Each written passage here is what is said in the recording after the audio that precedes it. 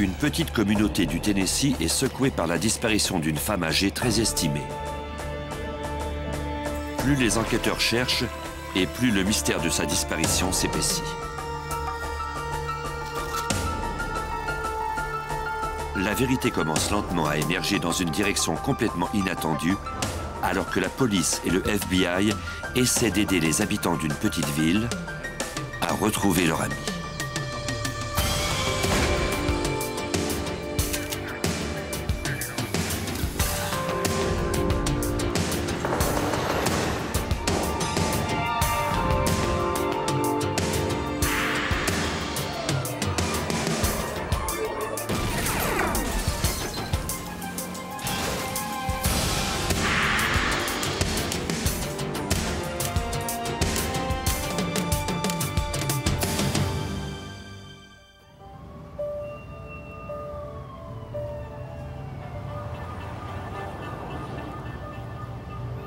Memphis, au Tennessee, le 7 août 1992.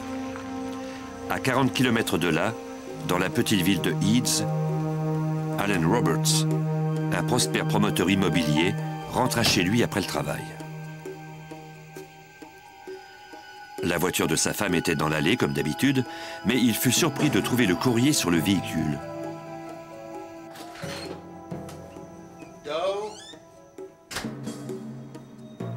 Son épouse, Doe Roberts, laissait toujours un mot quand elle sortait, mais cette fois-ci, elle n'avait rien laissé.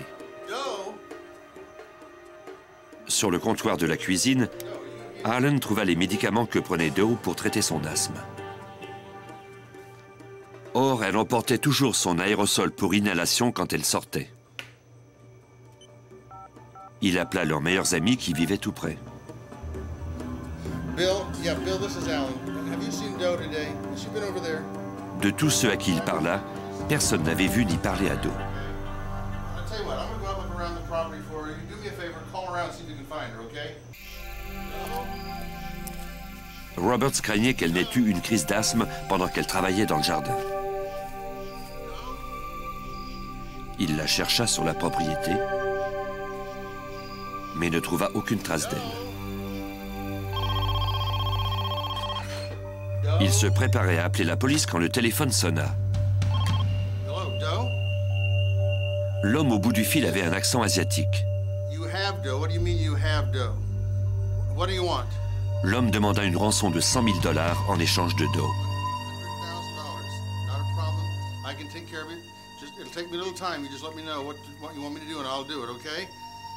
L'homme ne lui indiqua pas où laisser l'argent et il raccrocha.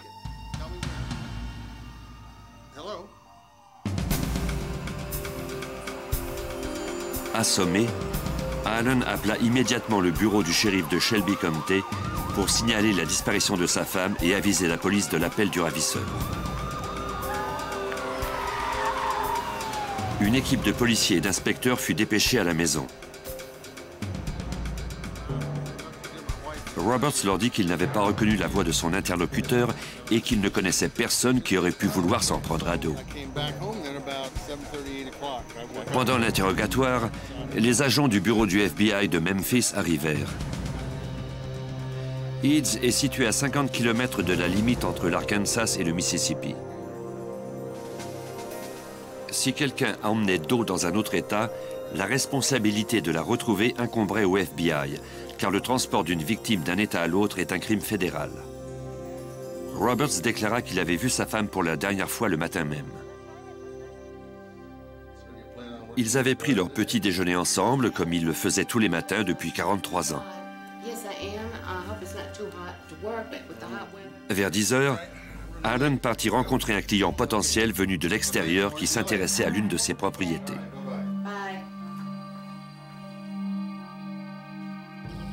Le client, un certain Sam Wagner, avait appelé la veille pour prendre un rendez-vous et visiter la propriété à 10h30 ce matin-là.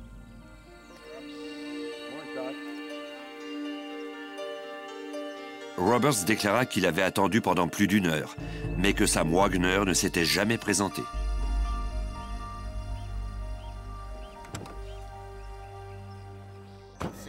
Il avait passé le reste de l'après-midi à étendre des rouleaux de gazon sur le terrain d'une autre de ses propriétés. Les enquêteurs devaient vérifier la maison pour voir s'il n'y avait pas d'indices. Roberts leur montra l'aérosol de Doe et déclara que sans lui, elle pourrait mourir si elle était victime d'une crise. Les policiers devaient la retrouver au plus vite. Ils se mirent à la recherche de traces d'entrée par effraction en vérifiant toutes les fenêtres et les portes. Rien ne semblait suspect. Certaines personnes quittent volontairement le foyer, mais elles maquillent les lieux pour faire croire à un enlèvement. Les policiers vérifièrent la chambre de Doe. Ses valises et tous ses vêtements se trouvaient toujours là, de même que ses objets de valeur. Elle ne semblait donc pas partie de son plein gré. Si quelqu'un l'avait enlevée, un indice laissait supposer que cela s'était produit à l'extérieur, comme en témoigne l'agent spécial Joanne Overall du FBI. Alan Roberts avait trouvé du courrier dans l'allée. Ces lettres n'avaient jamais été apportées dans la maison. Il en avait déduit que sa femme était allée à la boîte aux lettres et qu'elle n'avait pas eu le temps de rentrer. Elle avait laissé le courrier là où on l'avait trouvé.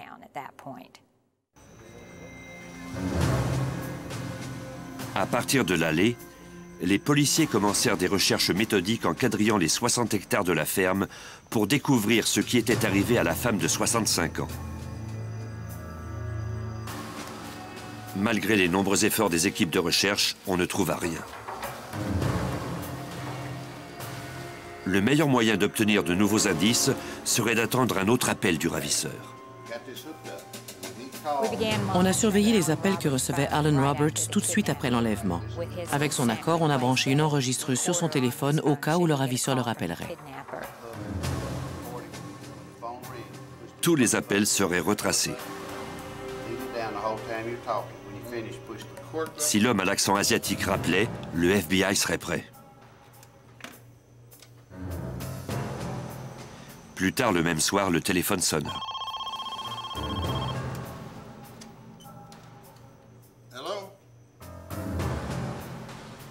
Il provenait d'une cabine téléphonique à proximité. Des policiers se rendirent à l'endroit d'où provenait l'appel. Il semblait bien qu'il s'agissait de l'homme qui avait appelé plus tôt. Il déclara que Doe était en sécurité et qu'il savait que les autorités écoutaient l'appel.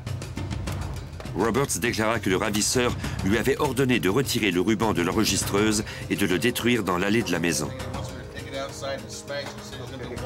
L'équipe changea rapidement la cassette pour une cassette vierge. Il n'y avait alors aucun policier à l'extérieur.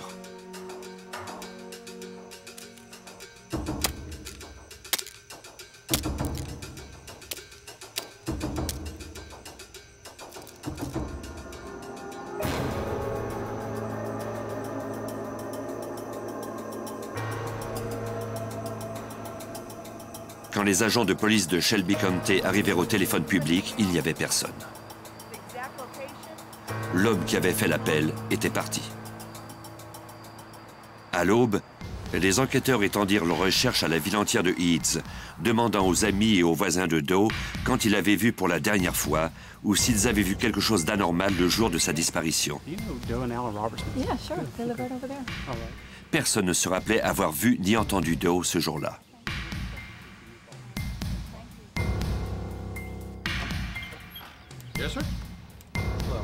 Un voisin déclara aux enquêteurs qu'il avait remarqué une certaine tension entre Doe et Alan à l'église, plus tôt dans la semaine. Mais on ne trouva aucune piste solide. La nouvelle de l'enlèvement se propagea et les chaînes de télévision s'emparèrent de l'histoire. Joe Birch, de WMC-TV à Memphis, parla de la réaction de la petite ville suite à la disparition de Doe.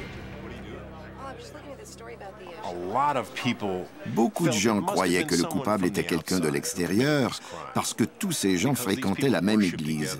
Ils organisaient des soirées et passaient beaucoup de temps ensemble. Ils avaient investi beaucoup d'énergie dans cette petite communauté et ils évitaient le centre-ville de Memphis, un endroit dangereux selon eux. À mon avis, les habitants de Eads croyaient que le crime avait été commis par quelqu'un de l'extérieur. Mais il y avait tout lieu de se demander comment un inconnu aurait pu passer inaperçu à Heaths. La première journée de l'enquête se terminait et l'agente Overall était de plus en plus inquiète. Les 24 heures qui suivent un enlèvement sont cruciales. Plus le temps passe et plus les chances de retrouver la victime en vie diminuent.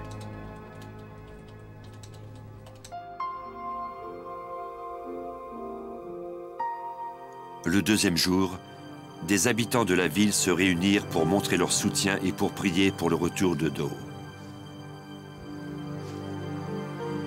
Pendant que la ville de Heaths était en prière, les enquêteurs, eux, tournèrent leur attention vers le suspect le plus vraisemblable.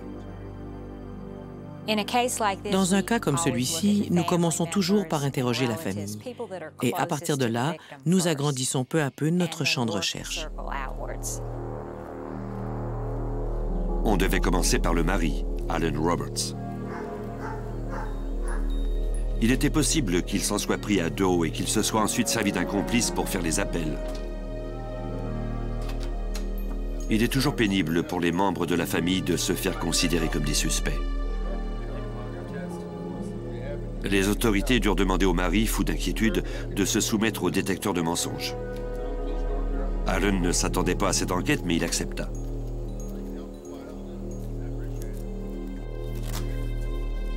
Le polygraphe mesure les réactions physiologiques d'un sujet lors d'un interrogatoire. D'abord, le sujet parcourt toutes les questions pour ne pas être surpris lors de l'examen. Bien qu'on l'appelle communément un détecteur de mensonges, le polygraphe ne décèle pas les mensonges. Il détecte toutefois les réactions caractéristiques des gens qui mentent, comme l'accélération de la fréquence cardiaque, l'augmentation de la tension artérielle et de la transpiration.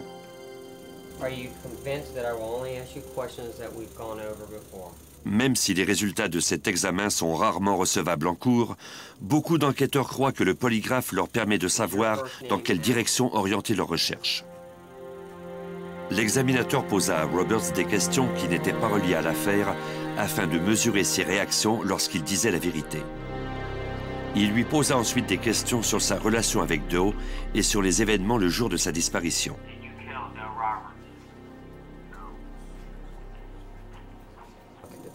L'examinateur analysa ensuite le graphique obtenu pour déterminer si Roberts avait menti en répondant à certaines questions sur l'affaire. Il en conclut qu'Alan Roberts avait dit la vérité en répondant à toutes les questions. Alan était convaincu que c'était terminé. Mais les agents savent que les résultats de ces examens ne sont pas toujours exacts. On ne pouvait pas encore l'éliminer de la liste des suspects. Pour vérifier l'alibi de Roberts, le FBI voulait retrouver Sam Wagner, l'homme qu'il devait rencontrer le matin de l'enlèvement de Doe. On s'est dit que ce Sam Wagner était peut-être venu dans la région après avoir entendu parler de la situation financière des Roberts et qu'il avait enlevé Doe parce qu'ils étaient riches.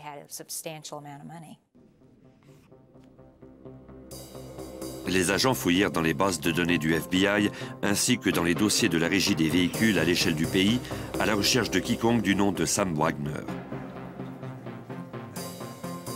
Les agents du FBI de plusieurs États interrogèrent des hommes de ce nom, mais chacun d'eux fut rayé de la liste des suspects. On a commencé à avoir des soupçons sur Alan Roberts quand on a vu qu'il était impossible de retrouver ce Sam Wagner. Il nous est alors apparu vraisemblable que Roberts ait été l'instigateur de cet enlèvement. Si Alan s'en était pris à sa femme, peut-être trouverait-on un indice dans les relevés téléphoniques et bancaires du couple. Mais tout ce que les enquêteurs découvrirent ne faisait que confirmer le fait que le couple menait une vie normale dans une petite ville. Il n'y avait eu aucun contact avec un individu suspect et rien n'indiquait que Doe avait dépensé de l'argent après le c'est-tout. On n'avait plus de pistes à explorer. On finit par en déduire que Doe Roberts était morte. Après environ 2 ou 3 semaines sans retrouver la victime, on en est venu à croire qu'il s'agissait probablement d'un homicide. J'ai demandé, par le biais de mon superviseur, que l'on mène cette enquête conjointement avec le bureau du shérif de Shelby County. S'il s'agissait d'un meurtre, le procès aurait lieu à la cour de l'État. L'équipe retourna chez les Roberts. La seconde fois qu'on a fouillé la propriété d'Alan Roberts, on l'a fait davantage dans l'optique de recherche judiciaire.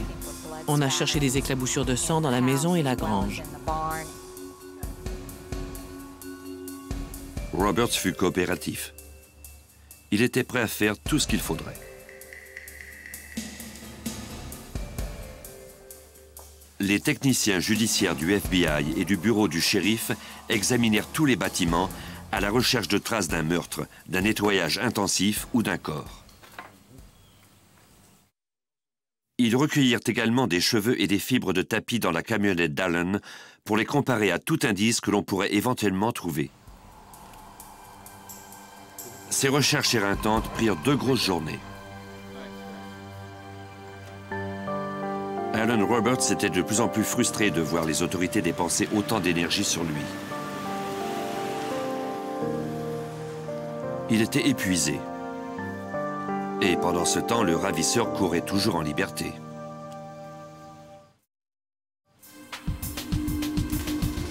En 1992, le bureau du shérif de Shelby County et le bureau du FBI de Memphis fouillaient la ferme d'Alan Roberts et ses bâtiments à la recherche d'indices corroborant la thèse de l'assassinat de sa femme.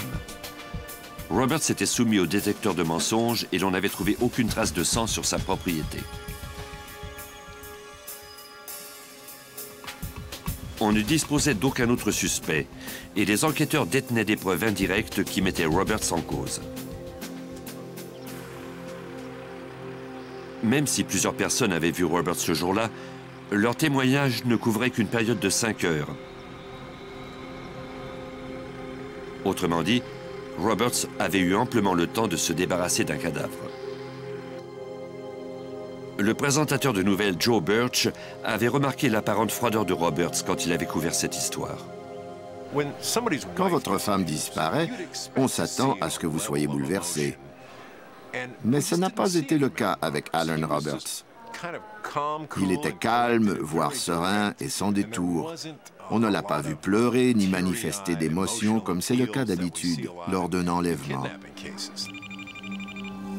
En septembre, l'homme à l'accent asiatique refit surface, déclarant qu'Alan était mêlé à cette affaire. Le ravisseur s'est mis à appeler les habitants de Eads, déclarant que Doe Roberts était toujours en vie. Lors de ces appels, il a indiqué qu'Alan avait participé au complot pour faire enlever sa femme. C'était extrêmement décevant parce qu'il ne disait jamais où laisser l'argent.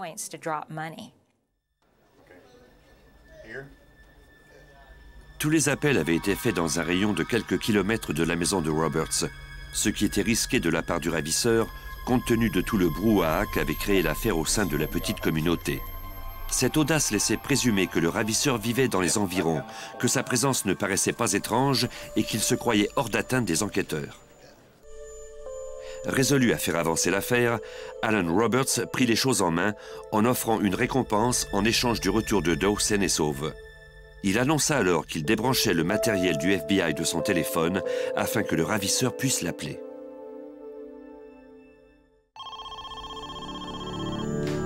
Le 8 octobre 1992, soit 2 mois après la disparition de Doe, le ravisseur rappela Alan Roberts. Il lui demanda de se rendre au téléphone public d'une station-service à environ 2 km de chez lui. Roberts se rendit rapidement sur place. Une fois encore, il était seul et aucun témoin ne pourrait corroborer ses dires.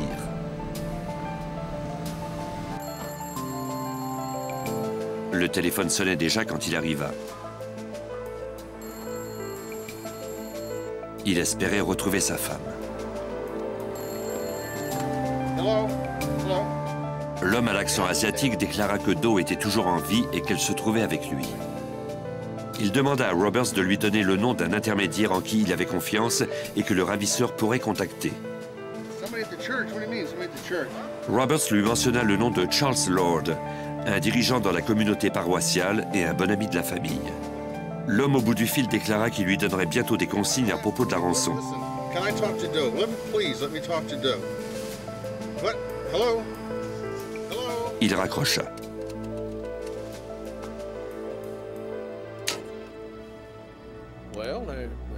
Charles Lord, l'homme dont Roberts avait donné le nom au ravisseur, était le trésorier de la paroisse.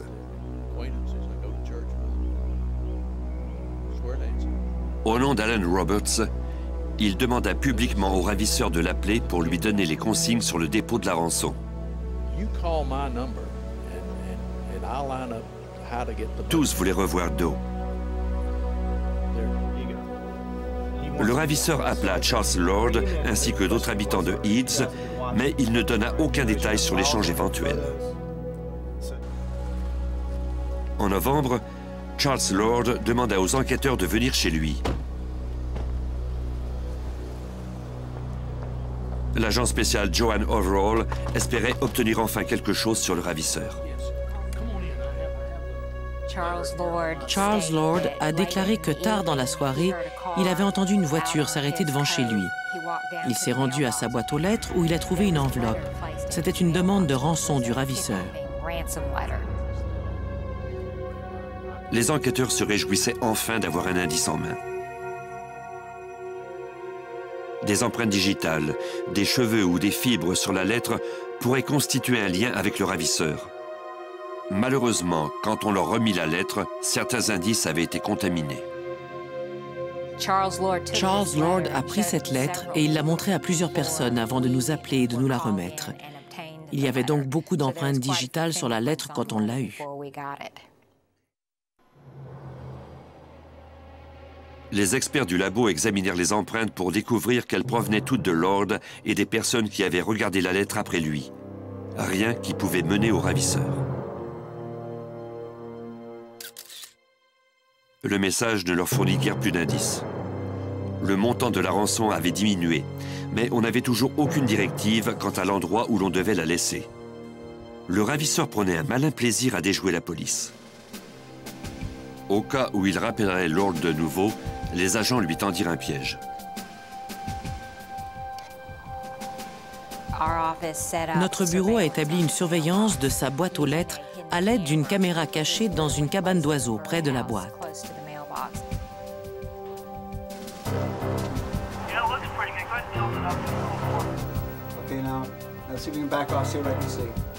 Ainsi, si le ravisseur laissait une autre lettre, on capterait son image sur vidéo. Les agents installèrent également un système d'écoute et d'enregistrement sur la ligne téléphonique de Lord.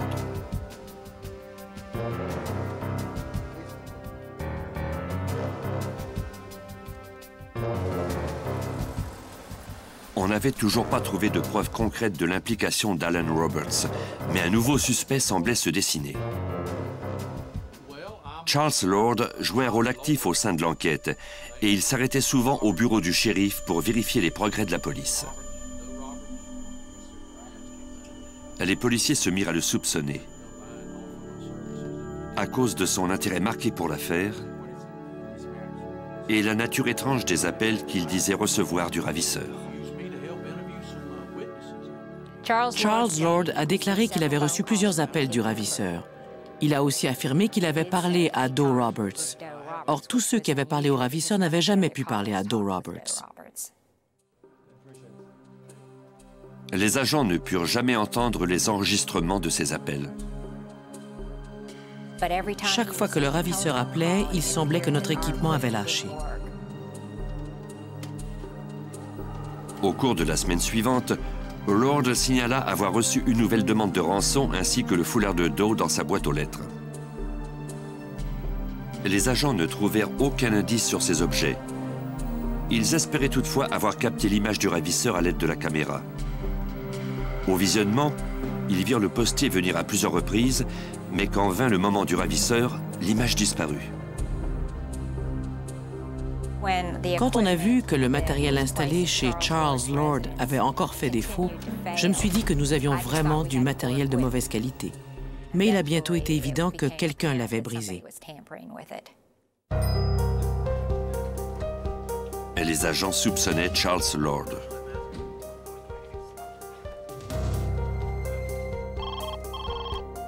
C'est alors que le mari de la victime, Alan Roberts, déclara avoir eu une rencontre très étrange avec Lord. La veille au soir, au centre communautaire de Eads, Lord l'avait sommé de venir le rencontrer en privé. Alan fut surpris quand son ami lui proposa son aide pour retrouver Doe en échange d'un montant d'argent. Selon Alan Roberts, Charles Lord lui avait parlé des contacts qu'il entretenait avec le monde interlope. Il lui fournirait des informations moyennant un montant d'argent. Alan m'a également dit que Charles Lord avait une arme sur lui au moment de cette rencontre. À n'en pas douter, Lord était mêlé à cette affaire. Mais les soupçons des enquêteurs ne suffisaient pas. Ils devaient trouver des preuves.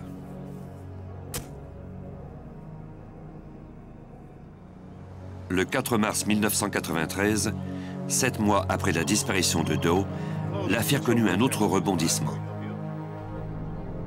Le présentateur Joe Birch de Memphis reçut un appel à son bureau. Je n'avais jamais enregistré une conversation téléphonique auparavant, mais j'ai décidé que cette fois-ci, je le ferais.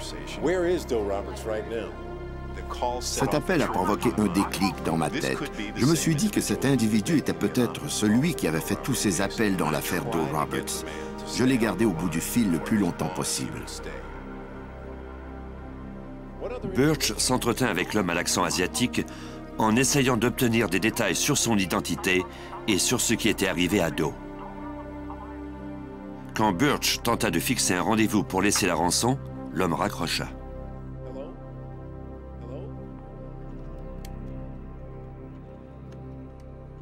J'ai apporté l'enregistrement dans le bureau de mon patron. On a aussitôt appelé le FBI et le bureau du shérif de Shelby County.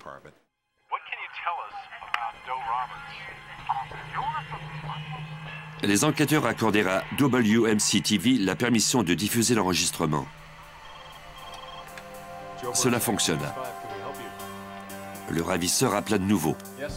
Il était mécontent de la diffusion de l'appel et il exigea des journalistes qu'ils cessent de couvrir l'affaire. Mais cette fois-ci, Joe Birch parvint à lui faire quelque chose que personne n'était arrivé à faire avant lui, fixer un rendez-vous pour remettre la rançon. Les agents et les inspecteurs du bureau du shérif mirent le lieu de rendez-vous sous surveillance, prêts à mettre la main au collet du ravisseur qui leur échappait depuis si longtemps.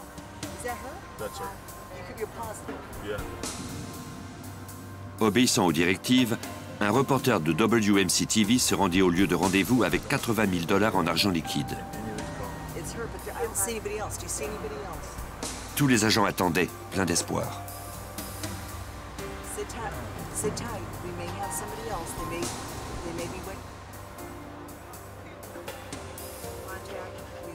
Mais le ravisseur ne se montra pas. Quelques semaines s'écoulèrent sans que l'enquête ne progresse.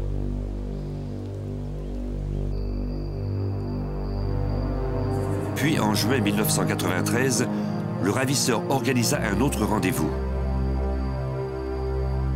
Il appela deux neveux de Doe et leur demanda d'apporter la rançon à un motel de la région. Bientôt, l'insaisissable ravisseur referait surface.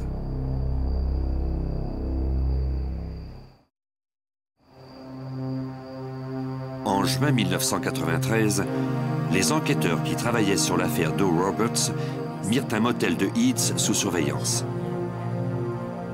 L'agent spécial Joanne Overall faisait partie de l'équipe de surveillance.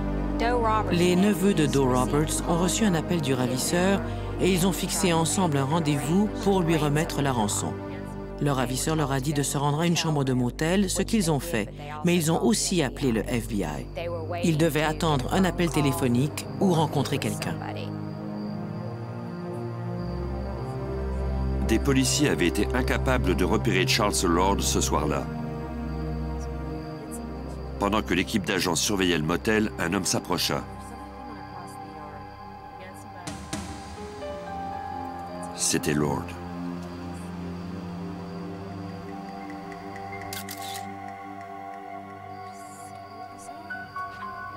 il se rendit à la chambre de motel louée par les neveux de Doe.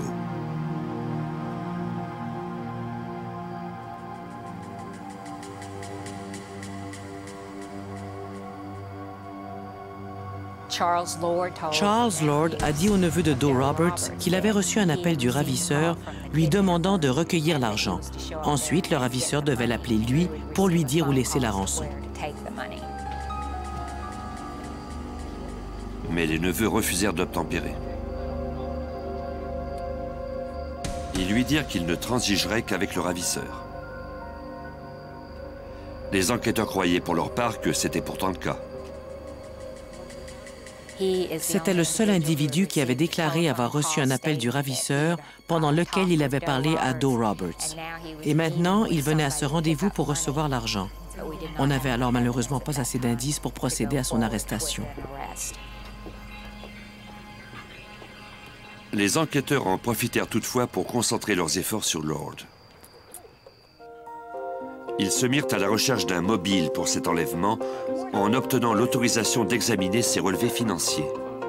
On a examiné les relevés pour voir s'il avait contracté des prêts.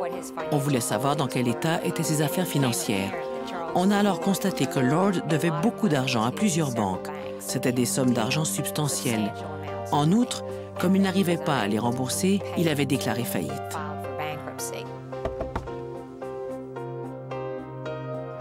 Ces preuves indirectes permirent aux enquêteurs d'obtenir un mandat de perquisition de la maison de Lord. À la fin du mois de juin, les enquêteurs purent examiner tous les documents financiers de Lord. Certains dossiers indiquaient qu'il avait des antécédents criminels. Il avait détourné 150 000 $ du Memphis Depot où il travaillait avant de se retirer quelques années plus tôt. Il avait également détourné environ 70 000 $ de l'église de Eads qu'il fréquentait. Lord était trésorier de l'église et avait donc accès aux comptes bancaires de la paroisse et aux donations en argent liquide. Malgré ces découvertes, toutefois, les enquêteurs ne disposaient toujours pas de preuves formelles qu'il avait enlevé quelqu'un. On n'avait rien pour l'accuser de l'enlèvement et du meurtre de Doe Roberts. C'était important d'obtenir des aveux de Charles Lord parce qu'on n'avait pas retrouvé le corps. Un des agents qui travaillait sur l'affaire avait appris à dresser le profil psychologique des criminels. Après analyse des faits et gestes de Lord, il esquissa un profil de son comportement qui devrait être utile pour obtenir ses aveux. Selon lui, Lord était un manipulateur, un menteur compulsif qui croyait que personne ne pouvait l'atteindre. L'agent croyait que la seule façon de remporter la bataille contre le suspect serait de gonfler son ego à bloc. Le plan consistait à convoquer Lord à un interrogatoire et à lui laisser croire qu'on disposait de plusieurs indices sur lui à la suite d'une importante enquête qu'on faisait depuis plusieurs mois. Les agents remplirent plusieurs boîtes de faux indices pour convaincre Lord qu'il n'était pas au-dessus de tout soupçon. Puis, le 25 août 1993, au bureau du FBI de Memphis, ils rencontrèrent Lord et son avocat.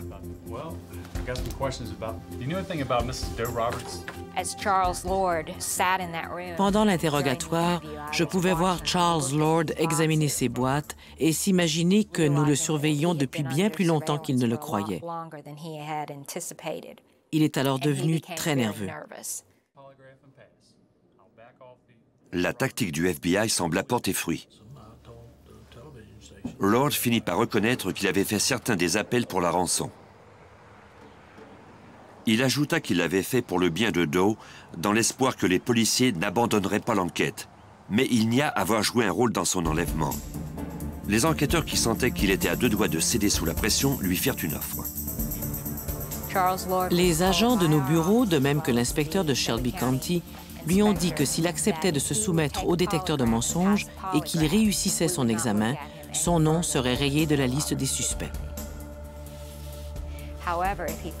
Toutefois, s'il l'échouait, il devrait accepter de subir d'autres interrogatoires relativement à l'enlèvement.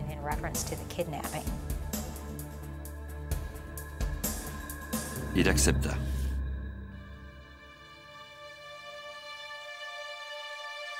Après avoir posé plusieurs questions à Lord pour évaluer ses réactions quand il disait la vérité, l'examinateur lui posa des questions sur Doe, notamment s'il était mêlé à son enlèvement.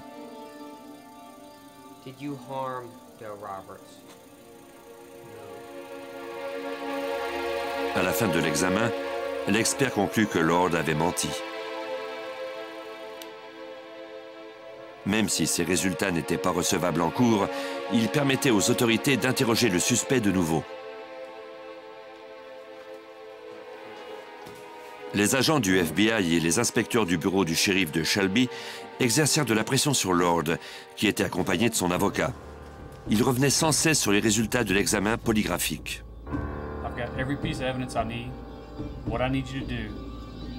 Au début, il continua à nier d'être impliqué. Mais après quelques heures, les tactiques d'interrogatoire finirent par avoir raison de lui. Lord déclara qu'il était prêt à raconter ce qui était arrivé. Il dit qu'il avait besoin d'argent pour rembourser les prêts bancaires et pour rembourser l'argent qu'il avait volé à l'église. Il avait donc décidé d'enlever Doe et de demander une rançon en échange de sa liberté. Le 6 août 1992, il appela les Roberts en prétendant s'appeler Sam Wagner, un client intéressé par une propriété, et il prit rendez-vous avec Allen. Le lendemain, il savait qu'Allen l'attendrait sur le terrain de la propriété et il se rendit chez lui. Doe était en train de ramasser le courrier. Il savait qu'elle lui ferait confiance. Allen's been involved in an accident. Yeah, get in the car and I'll take you to him. What happened? Do you know? Is he all right?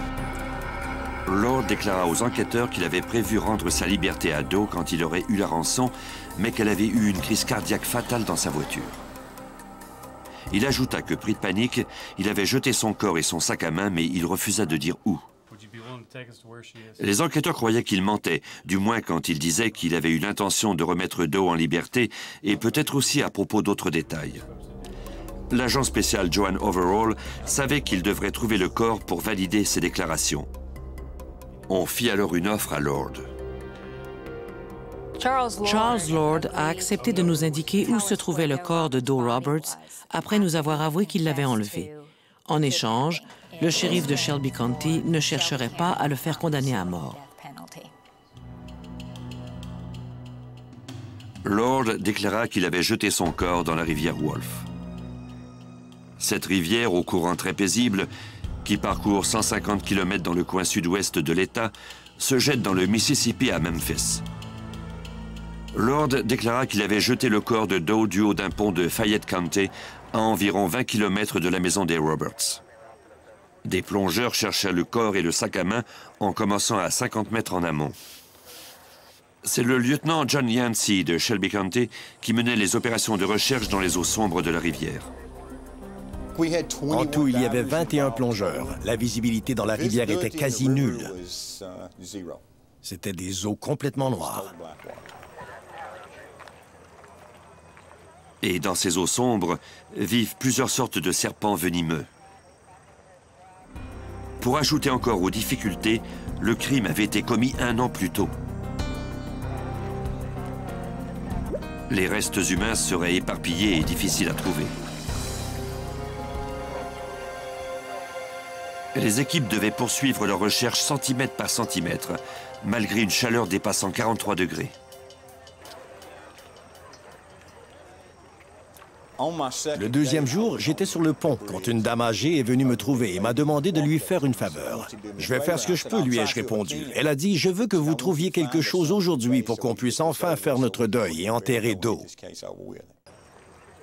Après 3 jours entiers, les plongeurs avaient ratissé le lit de la rivière sur 800 mètres. Le corps ne pouvait pas être allé plus loin dans ces eaux peu profondes des basses-terres. J'ai dit à mon supérieur que, selon mon expérience, la victime n'était pas là. Si vous voulez qu'on continue à chercher, ai-je ajouté, il va falloir qu'on se rende jusqu'au Mississippi. Tout ce que je peux vous dire, c'est qu'elle n'est pas ici. Les enquêteurs commençaient à croire que Lord leur avait menti, mettant ainsi inutilement la vie des plongeurs en danger. L'agent spécial Overall affronta Lord à ce sujet. On a emmené Charles Lord sur le site des recherches. On lui a dit que les plongeurs mettaient leur vie en péril pour trouver le corps. Or, le cadavre ne semblait pas être là. Le suspect était à court de mensonges. Maintenant, il était prêt à dire aux enquêteurs ce qui était vraiment arrivé à Doe Roberts.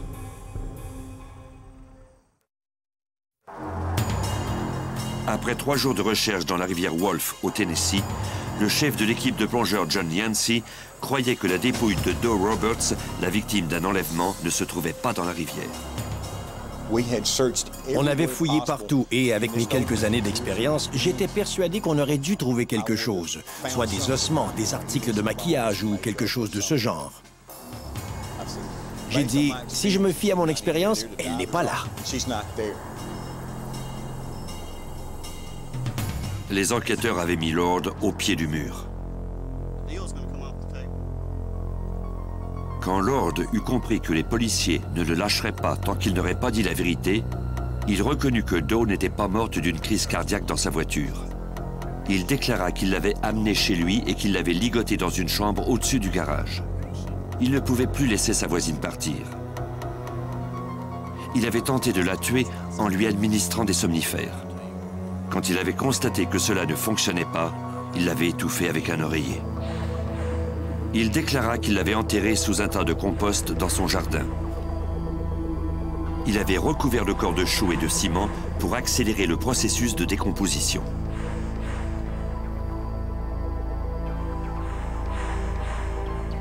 Il fallait déterminer si Lord disait la vérité cette fois-ci et recueillir les indices pour donner enfin à la famille de Doe la possibilité de vivre un deuil en sachant ce qui lui était arrivé.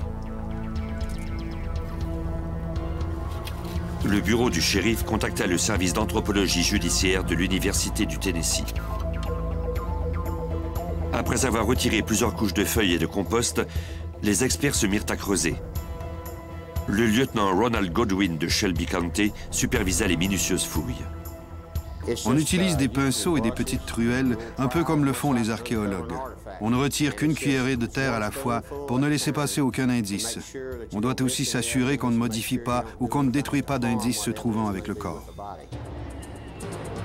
Après 2 heures, les experts percèrent une couche de ciment et de chaux. Dans l'espace en dessous, ils trouvèrent un cadavre. La première chose qu'on a vue, c'était une main. Le reste du corps gisait sur le dos, le visage tourné vers le haut. Il fallut 17 heures pour exhumer complètement la dépouille. Ce que les enquêteurs découvrirent alors les surprit. La peau était intacte. Le corps était dans un tel état de conservation que nous aurions pu pratiquer toutes les analyses pour savoir si la victime avait été empoisonnée. On aurait pu relever les traces de ce qui l'avait tuée si elle avait été victime d'une agression sexuelle, par exemple. Il nous est apparu qu'en mettant de la chaux sur le corps, cela avait eu l'effet contraire à ce que Lord avait souhaité. Le corps était intact. Le détail le plus troublant était sans aucun doute la position de la main de cette femme de 65 ans. La seule chose qui était anormale dans sa position, c'était sa main. Elle se trouvait devant son visage, dans une position défensive, et ses doigts étaient écartés. Pour les enquêteurs, la victime n'était pas morte quand on l'avait enterrée. Elle était sans doute en vie et a tenté d'enlever le ciment avec sa main. Près d'1 an après la disparition de Doe Roberts, le FBI et Alan Roberts disposaient de preuves formelles. Le 19 octobre 1993, Charles Lord a plaidé coupable de meurtre au premier degré et d'enlèvement. Il a été condamné à la prison à vie plus 25 ans. Alan, le mari de Doe, a dû subir les soupçons des enquêteurs pendant plusieurs mois. Mais quand la vérité a éclaté, il a pu enfin mettre Doe en terre. Il reste toutefois encore un défi à relever à Alan Roberts. C'est difficile de faire son deuil. J'essaie de ne plus penser à Charles Lord. Et je prie Dieu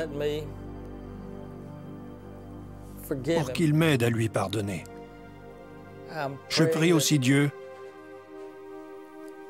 pour qu'il veille sur Doe.